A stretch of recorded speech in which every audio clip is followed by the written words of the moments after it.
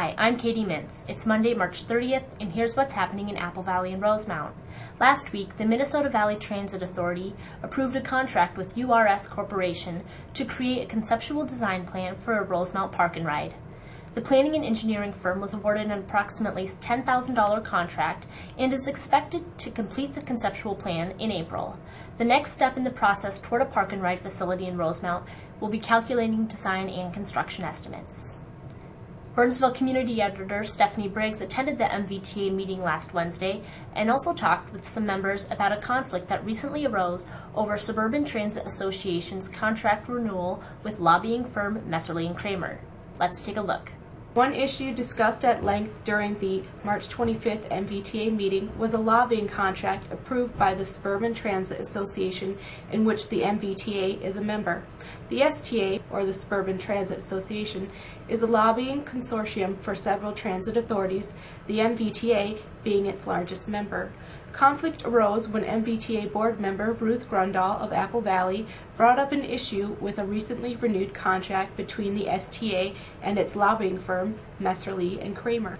The firm has been STA's lobbying agent since it began in 1995, but Grundahl said from reading STA documents outlining the selection process of a firm, not everyone on the STA has been satisfied with its work. She questioned why STA decided to continue with Messerly & Kramer, as it wasn't in the top two choices she read about.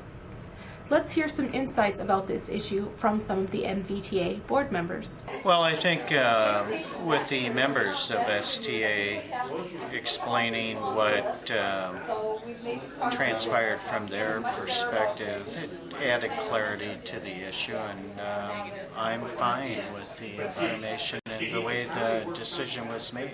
There were some questions, there was some dialogue, and the conclusion was that the STA's process was a legitimate process and it met all of the legal criteria, and this board didn't seem to believe that there was a necessity for an independent review. Having observed STA's process in choosing a lobbyist firm, MVTA board member and Dakota County Commissioner Will Branning said he saw no improper procedure with how it was done. Well, my thoughts on the STA and the consultant that we have for lobbying for STA, I observed the actions of the different committees through the process, and I sat in those committees and listened to what was going on, listened to the review of the lobbyists that were responded to the proposals and the RFP, and I was quite satisfied with the outcome. When you look at new lobbyists and you look at lobbyists who just put on staff that came from the existing lobbyists, you're saying, what are we changing? And they did that on their own. I provided no input. I was just an observer on it. I saw the result tonight. Whether or not the process was proper, I can really agree with that. As far as I'm concerned, that's done.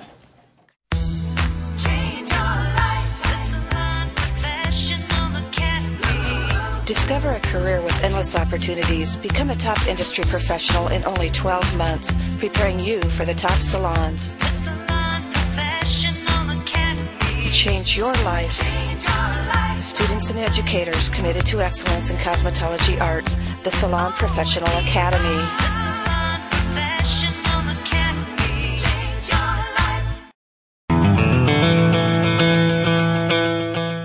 Your Weather Underground forecast for tonight is breezy with rain and snow in the evening, then possibly up to an inch of snow accumulation after midnight.